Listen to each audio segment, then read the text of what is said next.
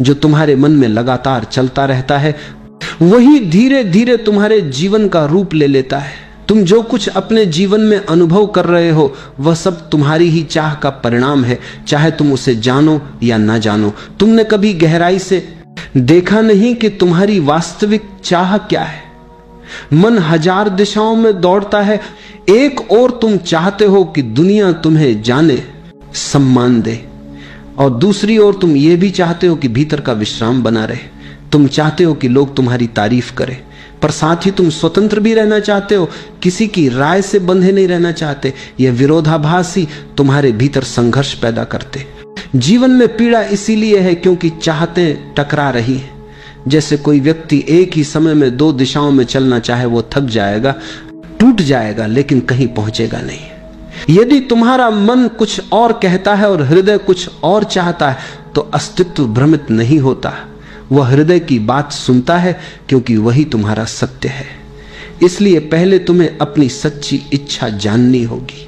वह इच्छा जो भीतर से उठती है, जो समाज से उद्धार नहीं ली गई, जो माता पिता या गुरु या परंपरा की दी हुई नहीं है, बल्कि जो तुम्हारे अपने अस्तित्व से फूटी है, वही चाहत सृजन बनती है। सच यह है कि तुमने कभी यह जाना ही नहीं कि तुम वास्तव में क्या चाहते हैं। लेकिन सृजन तभी होता है जब इच्छा एकाग्र हो, शुद्ध हो और भीतर से उठी हो। पहला कदम यही है, अपने भीतर झांको, देखो कि कौन सी चाहत तुम्हारी आत्मा से उठ रही है और कौन सी मन की चाह है। मन की इच्छाएं हमेशा अधूरी रहेंगी, आत्मा की इच्छा हमेशा पूरी होगी, क्योंकि जो चाह आत्मा से उठती है वही सच्चा सृजन बन जाती है। हर सुबह जब तुम अपनी आंखें खोलते हो, तुम केवल एक नए दिन में प्रवेश नहीं करते, तुम एक नई सृष्टि में प्रवेश करते हो जो तुम्हारे अपने विचारों, इच्छाओं और भावनाओं से बन रही है। हर सुबह एक कोरा पृष्ठ है और तुम्हारे विचार उस पर लिखे जाने वाले शब्द हैं। तुम्हारे मन के भीतर जो चल रहा है वह धीरे धीरे तुम्हारे जीवन का स्वरूप बन जाता है। अगर तुम दिन की शुरुआत शिकायत से करते हो, कितनी मुश्किल जिंदगी है, लोग कितने खराब हैं, मेरे पास कुछ नहीं है, तो यह नकारात्मक ऊर्जा पूरे दिन तुम्हारे साथ चलती है और जो भी परिस्थितियां घटती हैं वे उसी के अनुरूप होती जाती है। लेकिन यदि सुबह तुम आनंद से भर जाओ, ये महसूस करो कि मैं जीवित हूं, यह सबसे बड़ा वरदान है, तो दिन का रंग बदल जाता है, क्योंकि अस्तित्व उसी रंग को बढ़ाता है जो तुमने अपने भीतर से भेजा है। याद रखो, अस्तित्व दर्पण है, वह न कुछ जोड़ता है न घटाता है, वह सिर्फ वही लौट आता है जो तुम उसमें भेजते हो। अगर तुम्हारे भीतर प्रेम है तो वही प्रेम तुम्हारी ओर वापस आता है। अगर भीतर भय है तो वही भय तुम्हारे जीवन में रूप धर लेता है। कई लोग कहते हैं मुझे पता नहीं क्यों मेरे साथ हमेशा गलत होता है, पर वे ये नहीं देखते कि उनके मन में लगातार डर चल रहा है। वह डर ही उन्हें उसी ऊर्जा से जोड़ देता है जो दुख लाती है। अस्तित्व निष्पक्ष है, न्याय नहीं, वह केवल तरंगों को पकड़ता है। अगर तुम रेडियो पर किसी खास तरंग को पकड़ना चाहते हो तो उसी तरंग पर मिलाना पड़ता है। ठीक वैसे ही जीवन भी है, तुम जिस भावना में जीते हो उसी के अनुभव तुम्हारे पास आने लगते हैं। इसलिए समस्या परिस्थितियों में नहीं है, समस्या तुम्हारी आंतरिक तरंग में है। अगर तुम्हारे भीतर दुख की तरंग है तो तुम्हें दुनिया के हर कोने में दुख नजर आएगा। अगर तुम्हारे भीतर प्रेम की तरंग है तो वही दुनिया तुम्हें सुंदर लगेगी। ये मत कहो कि मुझे अपना जीवन बदलना है, पहले यह कहो कि मुझे अपना मन बदलना है, क्योंकि मन ही वास्तविकता का निर्माता है। जो भीतर चलता है वही बाहर मूर्त रूप ले लेता है। अगर भीतर भ्रम है तो बाहर उलझन होगी, अगर भीतर शांति है तो बाहर समरसता होगी। इसलिए जो दुख तुम बाहर देख रहे हो वो तुम्हारा शत्रु नहीं, वो एक संकेत है कि तुम्हारे भीतर कुछ ठीक करने की आवश्यकता है। बाहर की दुनिया में झगड़ो मत, वहां कुछ नहीं बदलेगा। भीतर की तरंग बदलो और तुम देखोगे कि वही लोग, वही घटनाएं अचानक नई अर्थवत्ता लेने लगेंगी। वैसे ही अस्तित्व का दर्पण भी नया प्रतिबिंब लौटाने लगता है।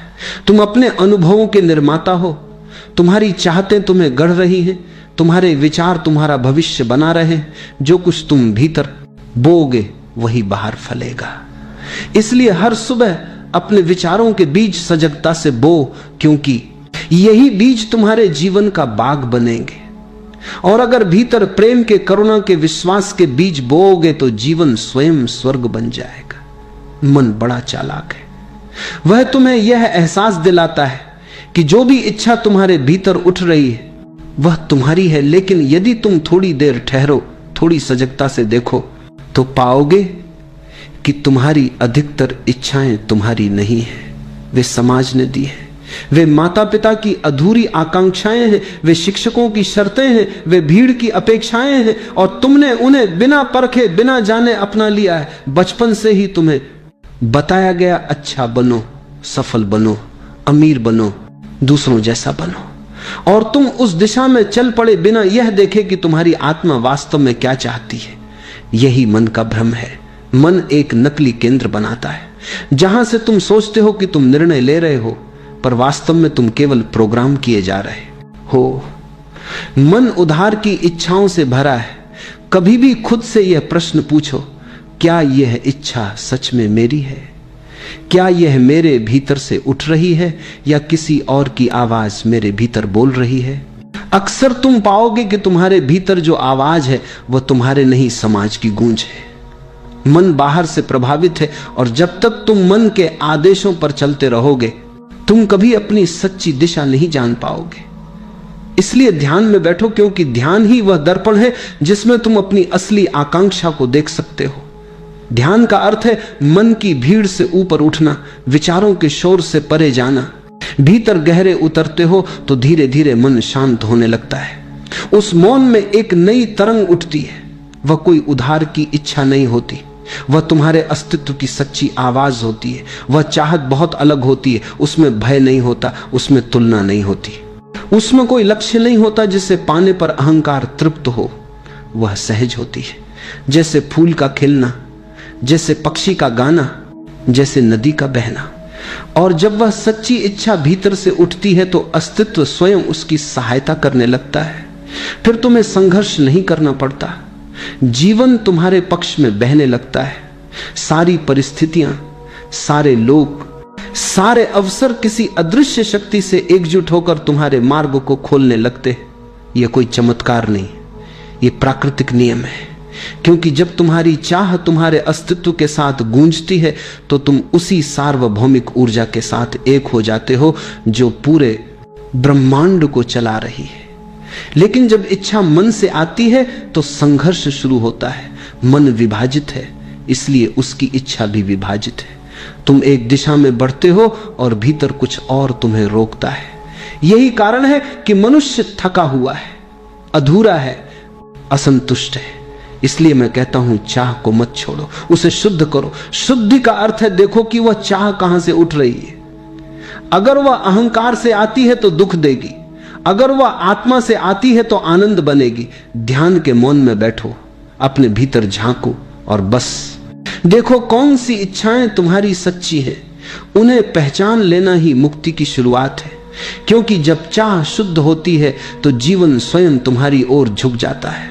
फिर जो तुम चाहते हो वह केवल तुम्हारा नहीं, वह अस्तित्व की भी चाह बन जाता है, और तब असंभव भी संभव हो जाता है। तुम्हारा ध्यान तुम्हारी सबसे बड़ी शक्ति है। ध्यान ही ऊर्जा है, ध्यान ही जीवन है।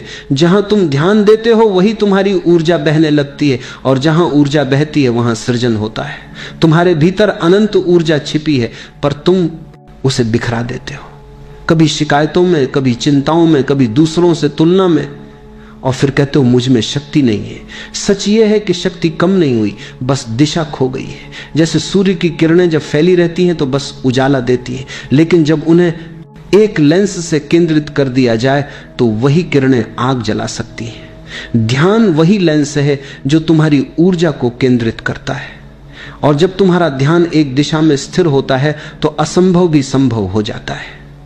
लेकिन अगर ध्यान हर पल बदलता रहे, कभी अतीत में, कभी भविष्य में, कभी दूसरों के दोषों पर, कभी अपनी कमियों पर, तो ऊर्जा बिखर जाती है। फिर तुम थक जाते हो, टूट जाते हो, और जीवन नीरस लगने लगता है। याद रखो, तुम जिस पर ध्यान देते हो वह चीज तुम्हारे जीवन में बढ़ने लगती है। अगर तुम कमी पर ध्यान दोगे, मेरे पास ये नहीं है, वह नहीं है, मैं दूसरों जैसा क्यों नहीं हूं, तो वही अभाव बढ़ेगा। क्योंकि ध्यान एक चुंबक है, वह वैसा ही आकर्षित करता है जैसा सोचते हो। अगर तुम प्रेम पर ध्यान दोगे तो प्रेम बढ़ेगा, अगर तुम करुणा पर ध्यान दोगे तो समृद्धि बढ़ेगी, क्योंकि करुणा तुम्हें उस ऊर्जा से जोड़ देती है जो सृष्टि का मूल है। पूरा ब्रह्मांड करुणा में ही धड़क रहा है। तुम देखो, पेड़ बिना किसी अपेक्षा के फल देते हैं, नदियां बिना रोग के बहती हैं, सूर्य रोज उगता है, बिना धन्यवाद के भी देता रहता है, क्योंकि उसका ध्यान देने पर है, न कि पाने पर। और जहां देना होता है वहां समृद्धि स्वयं आती है। इसलिए अगर तुम अपने ध्यान की दिशा बदल दो तो तुम्हारा पूरा जीवन बदल सकता है। जो नहीं है उस पर मत सोचो, जो है उसे देखो और उसके लिए आभार व्यक्त करो। उसी क्षण चमत्कार शुरू हो जाता है। ध्यान नकारात्मकता से हटाओ, क्योंकि नकारात्मक विचार ऊर्जा को चूस लेते हैं, वे तुम्हारे भीतर अंधेरा पैदा करते हैं। और जहां अंधेरा है वहां सृजन नहीं केवल क्षय होता है। जब तुम सजग होकर ध्यान को सकारात्मक दिशा में मोड़ते हो तो तुम्हारे भीतर एक प्रकाश जगता है। वही प्रकाश बाहर के अंधेरों को मिटा देता है। फिर जीवन कठिन नहीं लगता, क्योंकि तुम्हारी दृष्टि बदल गई है। याद रखो, दुनिया वैसी नहीं है जैसी वह दिखती है, दुनिया वैसी है जैसा तुम देखते हो। तुम्हारी दृष्टि ही तुम्हारी दुनिया बनाती है। अगर तुम जीवन को एक वरदान की तरह देखो तो वह वरदान बन जाता है, अगर उसे बोझ समझो तो वही जीवन भार लगने लगता है। इसलिए अपना ध्यान प्रेम, कृतज्ञता और शांति की दिशा में मोड़ो। धीरे धीरे तुम देखोगे कि वही दिशा तुम्हारी ऊर्जा को रूपांतरित कर देगी। जो कभी असंभव लगता था वह सहज रूप से संभव होने लगेगा, क्योंकि सृष्टि का नियम बहुत सरल है। ऊर्जा वहीं जाती है जहां ध्यान जाता है, और जहां ध्यान होता है वहीं जीवन खिल उठता है। जीवन में इच्छा का होना स्वाभाविक है, क्योंकि इच्छा ही विकास की दिशा है। यदि इच्छा ना हो तो कोई पेड़ बीज से वृक्ष ना बने, कोई बच्चा बड़ा ना हो, कोई आत्मा परमात्मा की खोज में ना निकले। इसलिए इच्छा बुरी नहीं है, वह तो ऊर्जा है, वही तुम्हें आगे बढ़ाती है, वही तुम्हारे भीतर जीवन की गति पैदा करती है। लेकिन जहां इच्छा में आसक्ति जुड़ जाती है वहां समस्या शुरू होती है। आसक्ति का अर्थ यह पूरा होना ही चाहिए, नहीं तो मैं अधूरा हूं। और जैसे ही तुम यह मान लेते हो कि किसी वस्तु, व्यक्ति या परिस्थिति के बिना तुम अधूरे हो, तुमने अपनी स्वतंत्रता खो दी। आसक्ति तुम्हें बंधन में डाल देती है, वह तुम्हारे मन को बेचैन बना देती है, क्योंकि अब तुम परिणाम पर टिके हो, यात्रा पर नहीं। तुम चाहते हो कि जीवन तुम्हारी इच्छा के अनुसार चले, जबकि अस्तित्व तुम्हारे विकास के अनुसार चलता है। तुम्हें जो चाहिए वह हमेशा सही नहीं होता, पर जो तुम्हें मिलता है उसमें तुम्हारे विकास की संभावना जरूर छिपी होती है। इच्छा तो करो, लेकिन उसे मांग मत बनाओ। इच्छा एक सुगंध की तरह होनी चाहिए, जरूरत की तरह नहीं। जब तुम किसी चीज को अत्यधिक चाहने लगते हो तो तुम अस्तित्व पर भरोसा खो देते हो कि तुम्हें ही पता है कि तुम्हारे लिए क्या ठीक है, और यही अहंकार की शुरुआत है। इच्छा को प्रार्थना बना दो। जैसे बच्चा अपने पिता से कहता है, पिता मुझे जो ठीक लगे वही देना। वह मांग नहीं करता, वह भरोसा करता है। वह जानता है कि पिता उसे वही देंगे जो उसके भले के लिए है। ऐसे ही जब तुम अस्तित्व से प्रार्थना करते हो तो तुम अपने जीवन को सहज प्रवाह में छोड़ देते हो। ऐसी इच्छा में तनाव नहीं होता, बल्कि आनंद होता है, क्योंकि अब तुम परिणाम से बंधे नहीं हो, बल्कि यात्रा का आनंद ले रहे हो। तुम ये जानते हो कि जो भी घटेगा वही सर्वोत्तम होगा, और ये जानना ही ध्यान है। जब इच्छा से आसक्ति हट जाती है तो तुम भीतर से हल्के हो जाते हो। अब चाहे वह इच्छा पूरी हो या न हो, तुम्हारी शांति पर कोई प्रभाव नहीं पड़ता। और यही वह अवस्था है जहां इच्छा तुम्हारे खिलाफ नहीं, तुम्हारे साथ काम करने लगती।